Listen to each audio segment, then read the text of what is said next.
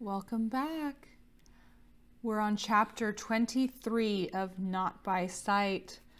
Thank you all so much for joining me as we are almost done with this story. Ireland was as green as she'd imagined. Grace straightened and peered out at the forested hills beyond Uncle Brian's farm. Though the land was more mountainous than Kent, Dublin's outlying countryside with its varying shades of green, clear running streams and crisscrossed stone fences seemed much the same. She'd returned to her task, lifting another forkful of hay and loading it onto the back of a small cart. Nearby, the horse, a black and white Irish cob called Bee, grazed lazily. While the sky was overcast, the air felt warm, filled with the sweet scent of clover. Grace was grateful to be outside, not only for the chance to repay Uncle Brian's generosity, but the hard work acted like a balm to ease her wounded soul. Her father had yet to recover. After 2 weeks, Da still sat beside the picture window of her uncle's house, staring out at the fields for long hours. She'd overheard him talking to Uncle Brian shortly after their arrival, telling him they had lost everything. Not only Swans, but the franchise tea rooms her father had hoped to complete in the coming year. With the Mabry name mired in scandal and suspicion, she and Da had only his generosity to see them through. She and her father hadn't spoken of Colin either. When word came from the army about the explosion, Grace felt her heart cut in two. The report had been vague, some kind of tunnel accident, and they hadn't found his body. Colin Mabry was listed as a casualty of war. Grace didn't want to believe her twin dead. Wouldn't she feel it inside if he were? Tears brimmed at her lashes, and she ground her teeth, stabbing the pitchfork into the mound of hay at her feet. She'd prayed constantly to God to bring him back, but it hadn't changed anything. Colin was gone. Grace didn't think she could ever forgive herself. "Mother, I'm so sorry." Grace flung another forkful of hay onto the cart. She ached for her brother, and after receiving a letter with news about the girls from Mrs. Vance, she missed the comfort and camaraderie of her sisters in the Women's Forage Corps. On a whim, Grace had written to her supervisor at the farm and received a reply yesterday. She'd been thrilled for Mrs. Vance and her upcoming wedding to Mr. Tillman, and shocked to learn Becky went home abruptly when it was discovered both of her parents were gravely ill and 2 of her youngest siblings had contracted rickets. The Simmons family was starving. Grace recalled the envelope of money she'd given to Becky after lecturing her on the perils of stealing, and felt new shame. While it was true stealing wasn't the answer, providing a one-time handout hadn't solved the dilemma for Becky's family either. To think she'd actually felt smug over having solved Becky's problem.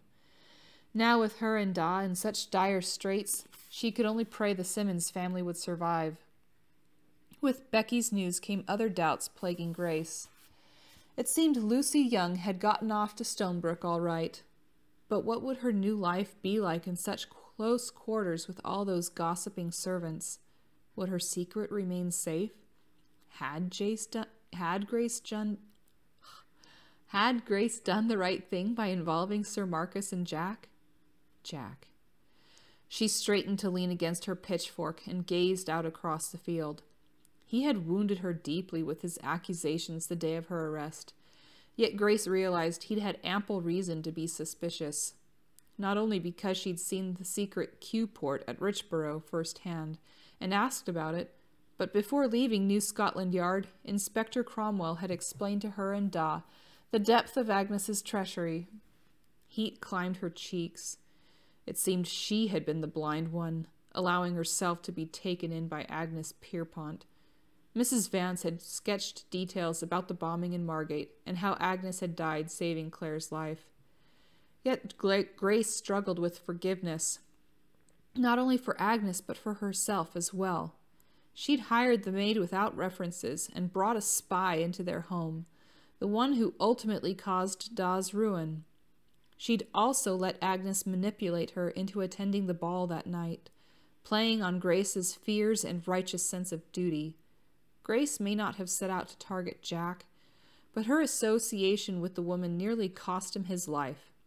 He had every right to think her a complete simpleton. Still, she missed him. Certainly, Jack must be married to Violet Arnold by now. At night, after working in her uncle's field, Grace found comfort lying in bed and reading back through her journal, rediscovering her time with him. Amused at first over her written irritation at his incessant questions, her heart was eventually moved, reading the ways in which he'd begun to share himself with her, his childhood memories, and the happier times with his brother Hugh, taking her to his special places and allowing her to be his eyes. He'd helped her with her dream of becoming a writer as well, and despite her pain, Grace had already started writing her first novel, not about the Tin Man or the glories of aiding the war, but simply about a few brave young women who, despite their own difficulties, came to trust one another with their secrets, their dreams, and their friendship while helping their countrymen. A car's engine sounded in the distance, pulling Grace from her reverie. The black Ford turned onto the long dirt driveway heading toward her uncle's house. Unaccountably, she felt her heart race, and she dropped the pitchfork she'd been holding and started for the house. She was still a few hundred yards away when the car stopped. A man in uniform exited the passenger side and pulled out a bag from the back seat. Even beneath his cap, she could see the crop of black hair, the unmistakable tall frame. "Colin!" she screamed, breaking into a run, her hat flying as she took a shortcut toward the house. He turned to her, hearing her cry. Grace was close enough to see him smile before her eyes blurred with tears. Soon she was in his arms and sobbing his name. "Oh, Colin! They told us you were dead, but I didn't believe it. I would have known." She clung to him, weak with relief as she babbled on, dazed and euphoric to see him again. "Easy, Grace." He pulled back gently, and she spied his left arm in a sling. He was also much thinner and pale, almost ghostly. "Colin!" New tears crowded her lashes. She turned and shouted at the house, "Da! Uncle Brian! Come quickly!" Colin had dropped his bag to the ground and was paying the cab driver when Patrick and Brian Mabry strode out onto the porch. Da whitened. "Son?" he said hoarsely. Colin saluted. Her father stumbled down the porch steps and gently embraced his son. "It's a miracle," he cried. "I thought I'd lost you too." Colin hugged his father, and then it was Uncle Brian's turn. Grace looked on, smiling, swiping her cheeks with the heels of her hands. Her brother looked weather-beaten, but he was here with them, and safe. God had answered her prayers. Once the cab drove away, and Doc grabbed up Colin's duffel bag, they entered the house. Uncle Brian went to fetch Bea in the cart. Reveling in Colin's safe return, they enjoyed a special celebration supper that night, with roasted mutton, potatoes, carrots, and fresh bread from the oven. Grace even tried her hand at making an amber apple pie, which didn't turn out too badly. It wasn't until hours later that Grace and her twin had a private moment to speak together. "How did you get injured?" she asked him. They sat together on a bench outside the small barn. The air cooled while the evening light faded to dusk. A chaffinch sang in the apple tree several yards away, while cicadas chirped in the tall grasses beyond. The scent of sweet clover floated on the breeze. As Colin turned to face her, Grace felt a new rush of gratitude toward God. The endearing presence of the brother she'd worried about for so long was now with her again, sitting beside her. She could hardly believe it. Then, as he withdrew his hand from the sling, she sucked in a breath to see only a bandaged stump at his wrist. "I didn't want to tell Father just yet," he said. "Let the good news of my return content him for tonight. He's been through so much. Tomorrow is soon enough." Grace wanted to weep. "Oh, Colin, what have I done?" she whispered. "I've been so foolish. You cannot know the consequences my actions have caused." She touched the bandage. "I never should have insisted you go with me to that suffrage rally." Again she envisioned her mother's look of devastation. It wasn't your fault, he said gently, laying a hand on her shoulder. I know what you're thinking, that because Ma didn't want me to go with you that day, you feel responsible. But I'd already enlisted in the BEF days before the rally. It was my decision, and nothing you could have said would have changed that. Grace blinked. Why didn't you tell me? She asked.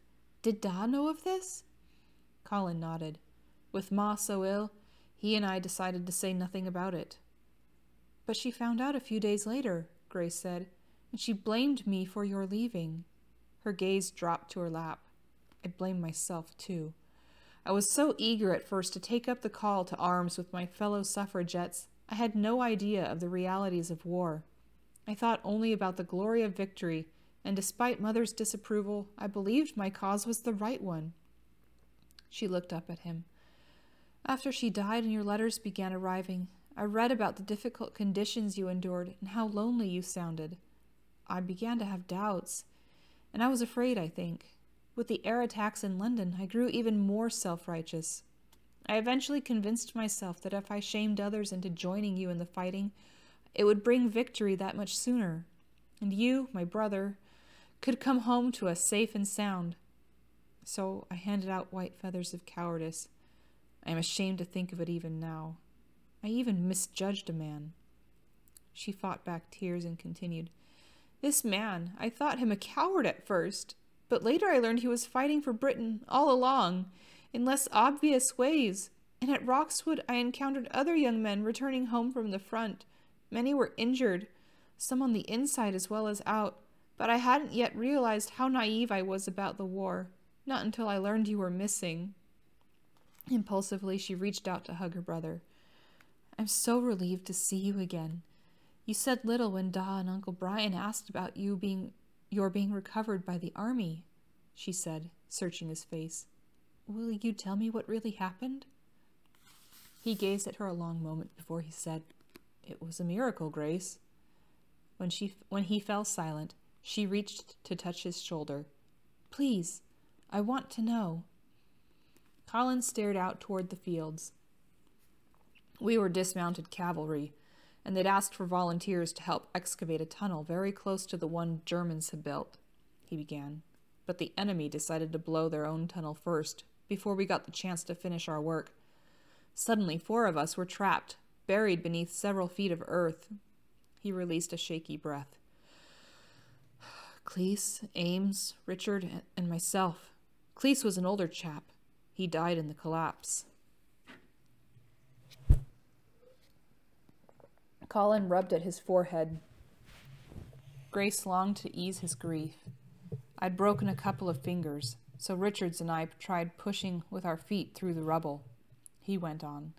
When it finally gave way, we discovered a hollow the enemy had dug out to store their cache.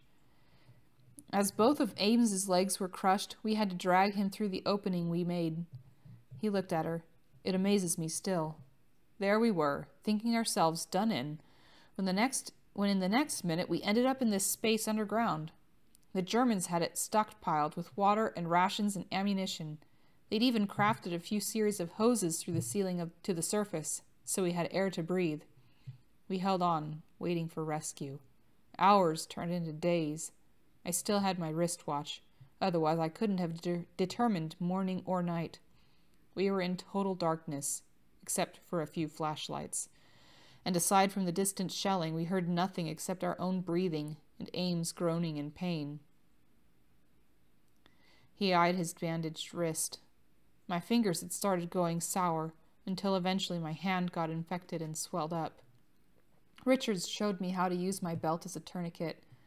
I kept applying pressure to the wrist, hoping to keep the infection contained. He glanced up at her, but in the end, they had to take the whole hand. Still, I was better off than Ames. Grief lined his expression. He died on the 4th day. From the pain, I think. His legs were so broken up there was nothing we could do. He swallowed. On the 7th day, we ran out of food and water. By the 9th day, Richards had begun raving. I felt close to it. He reached to touch her cheek, but I thought of you and our father. With Ma gone, I couldn't bear the idea you might lose me too. I remember closing my eyes and praying so hard to hang on a bit longer. I called out to God to help me, and then he answered me. Colin's smile was tinged with wonder. He called me by name, several times in fact. At first it was very faint, and I thought I must be going mad like Richard's, but the voice grew louder, and then the rubble where we'd pressed our way into the cache crumbled away, and I saw my savior. It wasn't God, but a soldier. At the time I didn't know if he was a friend or a foe, but I didn't care. Who was he? Colin shook his head. I haven't a clue. The mission was top secret. I did learn from the commanding officer he'd come for the sole reason of finding me. His voice shook. And for that, I will be forever in his debt. As will I, she whispered, and reached to embrace him once more. He'd been through so much. He could have become raving like Richards, or died like the others, but thanks to his angel, her brother had lost a hand instead of his life. She said a silent prayer of thanks to God and his emissary for bringing her brother home. I wish I could thank him myself. Her brother nodded. Once they brought us up to the surface and took us to a field hospital. I spent the next week and a half in and out of consciousness. The doctor told me my savior stopped by to ask about my condition several times. He must have been a tank driver. Colin pointed to his face. Because he wore a mask, you see. He hadn't taken it off. Grace sat forward on the seat, hardly daring to breathe. It couldn't be. While I was in hospital, my CO did reveal to me how the rescue came about, her brother said. He was quite impressed. Seems this secret soldier had an uncanny sense of direction, having once been blind. He studied our maps of the tunnel thoroughly, then descended into an existing shaft closest to where we'd been working before the explosion. In a matter of minutes, he was able to pinpoint our location. They began digging and found us. Grace's heart pounded. Jack? It had to be Jack. And he could see again? Mrs. Vance hadn't mentioned that in the letter. Joy filled her while 1,000 questions burned in her heart. Where was he now? Did he return to Roxwood, or had he gone on to London? And had he married Violet Arnold? Grace had her answer the next day when a private courier arrived with the post for Da. Taking the letter into the main sitting room where her father sat across from her brother, she felt another rush of gratitude toward Jack. Grace had no doubt he was Colin's savior. For you, Da. She handed the letter to her father. Brother and sister watched as their father opened the missive. When he scanned the lines and his rounded face turned pale, Grace rushed to kneel beside his chair. Her brother leaned forward from his seat on the sofa. Da, what's wrong? Hadn't her poor father already suffered enough? Is it Aunt Florence? She asked. Cousin Daniel? He dropped the letter to his lap and eyed both of them. It's Swan's. A slow smile spread across his face. It's reopened for business. She snatched the letter from him, only it wasn't actually a letter. She stared at a clipping from a newspaper advertisement for the tea room. Want a bit of tea and intrigue? The headline read. As Grace scanned the contents of the article, her heart swelled with love for the man she knew must be responsible. Swan's was now heralded as a place of heroism, not scandal. The advertisement described the tea room as being the scene used in cutting down a notorious espionage ring. Patrick Mabry was being hailed as the man who had saved the countless lives of British soldiers and sailors. As the owner, Mabry had been instrumental in aiding New Scotland Yard in their ruse to catch the traitors and bring them to justice. Now fully staffed, with the doors reopened for business, Swan's awaited his return from a well-earned sojourn to take up the helm once more. Incredible, Patrick Mabry whispered. Who could have done this? He rose from his chair and paced with nervous excitement. Children, we must leave for London immediately. There is much I need to do. My investors! His hazel eyes gleamed. I should be able to recoup what I lost and continue construction. He turned to his son. Colin, now that you're home, you'll help me build up the franchise. He glanced at Colin's bandaged wrist. You've paid your dues, son. It's time to look to your future. Father, I'd like to stay on with Uncle Brian, for a while at least. It's peaceful here. He turned to Grace, and she noted his haunted look. I could do with a bit of that before I return to the world. Take as much time as you need, Grace said. She understood. Even Jack had sought his own refuge at Roxwood. To her father, she added, Da, I'm coming with you. Colin will join us once he's healed. Her brisk tone allowed no room for argument. Her distracted father merely nodded his argument. Grace, my girl, get your things packed. We're off to London on the steamer at first light. She nodded, feeling pensive. Jack would likely be in London by now, no longer convalescing at Roxwood.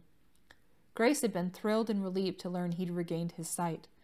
She hoped Violet Arnold was just as pleased for him. Once he'd returned from the front, Jack had no doubt married her as planned, with the wedding scheduled for mid-August, last Saturday. How could it be otherwise? Grace knew it was his duty as Stonebrook's heir. A familiar ache pierced her. She'd come to learn Jack Benningham understood all about duty. She thought, too, of what it had cost him. He'd risked his life for her brother, and then restored her father's livelihood. That made her love him all the more, and despite the hollowness in her heart, she vowed to seek him out and thank him for all he'd done. Back in London, business at the tea room was brisk as Grace and her father returned to find Swan's overflowing with customers. Da was lauded as a hero and received a standing ovation from the patrons when he walked through the front door. His bankers arrived soon after, profuse in their apologies and eager to resume work on the Maybury Tea Room franchise that would extend to several areas of the city. With Alfred Dykes arrested, the only man reasonably qualified to act as Swan's floor manager was a frazzled waiter who had nearly wept upon seeing the Maybury's arrival. Thereafter, Grace assumed the role, and she was relieved no one who visited the tea room objected to a woman holding the position. Even her father's chief patroness, the elegantly dressed Lady Bassett, gave her an approving nod from a table where she sat with a few of her close friends. Maybury. Grace turned at the sound of the chime above the door and Claire Danner's familiar voice. She entered the tea room with several other patrons and waved. Claire! Grace rushed to her, embracing her friend. I cannot believe you're here! Grace turned in time to see a disapproving frown from Lady Bassett. We're being watched, she said, grinning. Come, sit here in the alcove by the window where we can talk. I'll order us tea. Once she'd seated the other patrons and their tea was on the table, Grace sat with her friend and reached for Claire's gloved hand. Well, she demanded, how are you? That was my question. Claire arched her pretty dark brows, leaned forward and whispered, How was prison? Grace made a face. She'd forgotten Claire's candidness. It was horrible, and I have no wish to see the place ever again. She paused. Mrs. Vance wrote to me about what happened in Margate. Are you all right? Claire nodded, a shadow crossing her figure. I've never been so afraid. And poor Agnes. Her gaze met Grace's. I know what she did to you, but she saved my life. And I am grateful to her for that. Grace gave Claire's hand a squeeze. She'd finally managed to forgive Agnes. If my own family was threatened in the same way, I cannot say what I would have done, she admitted. I know how sorry she must have felt for her actions. In the end, I'd like to think she made her peace with God. I don't imagine I would have acted differently if it were Daisy's life at stake. Any new developments? Grace asked gently. I'm meeting Marcus here in an hour. Tears brimmed in her gray eyes. I told him everything, Grace, about me and my past, about Daisy. He was furious. What? Grace leaned back, surprised. Sir Marcus had been stern at New Scotland Yard, but she'd never seen him full of wrath. Tell me what happened.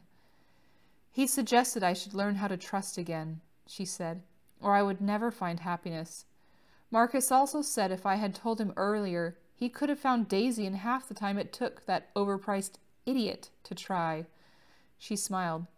Then he told me he would help me. We would first find Daisy, and then he wanted to begin courting me properly so he can prove his love. And you said yes? Claire grinned, and Grace blinked back tears. I'm so happy for you. Once Marcus gets here, we're leaving to go fetch my daughter. Grace, Claire said, positively glowing. Marcus located her at an orphanage next to the workhouse in Medway. Do you believe it, Grace? She was in Kent all along. This is such good news, Grace beamed. I cannot wait to see your new beau and thank him myself. Did you hear about Becky? Claire said, her smile fading. I still feel awful for having scolded her, always talking about going home to see her family. Grace nodded. I felt badly when I got Mrs. Vance's letter. I thought I'd helped Becky, but I didn't do a very good job. However, I intend to correct that situation. How? Have you ever read Mrs. Diamond? When Claire shook her head, Grace said, In the story, there's a turn of phrase. If you give a man a fish, he is hungry again in an hour. If you teach him to catch a fish, you do him a good turn. She smiled. I've already spoken to Da. Swans is going to hire Becky to make all our baked goods. That way she'll earn more than enough money to send home to her family. Claire clapped her hands. Oh, Grace, that's wonderful news. Becky will be thrilled and relieved. I'm just thankful to be able to really help her this time, now that we've been put back to rights here, Grace said. I feel I owe it to her. What's next for you? Claire reached for her teacup and took a sip. Have you forgiven Jack? Grace nodded. There is nothing to forgive. Bringing Agnes and the damage she caused into our lives was my fault, not his. So you haven't heard from him? No, but we've been back in London only a few days. Still, I doubt he wishes to speak with me. She paused. Is he in town? Claire smiled. He's got his sight back, you know. It was quite marvelous the way he and Marcus helped the townspeople of Margate after the bombing.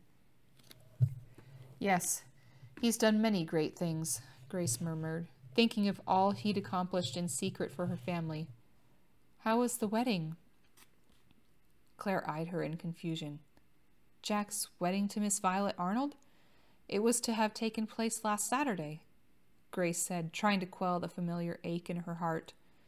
Though it would be painful, she needed to see him. She owed him that much. She would even brave the haughty new Mrs. Benningham in order to thank him properly. He never married. Grace stared blankly at her friend. Didn't you read a newspaper in Ireland? Jack called off their engagement, Claire said. Then the Times reported Miss Arnold rushed off to Gretna Green and married the second son of the Scottish Viscount Moray. I believe her father was quite put out. Jack? Not married? A tendril of hope took root. Why did he not go through with it? I had no idea, Grace said. Well? Well what, Claire? He must know I'm back in town, yet I haven't seen or heard from him. She bit her lip, then said, If he was interested in seeing me, Grace. Claire's gray gaze leveled on her. When we were all at Roxwood together, you told us time and again about suffrage and how with the war women's roles were changing. But more important, you instilled in us a belief that nothing was beyond our reach. We, women, each of us, could become whatever we wished to be. She paused. Do you still feel that way? Of course I do. And do you love Jack? Grace felt her skin grow warm. Very much, she said softly. Claire flashed a broad smile. Then go to him. Tell him what's in your heart. The gray eyes sparkled. Be the Duchess we all know you were meant to be. Thank you for joining me. One more chapter.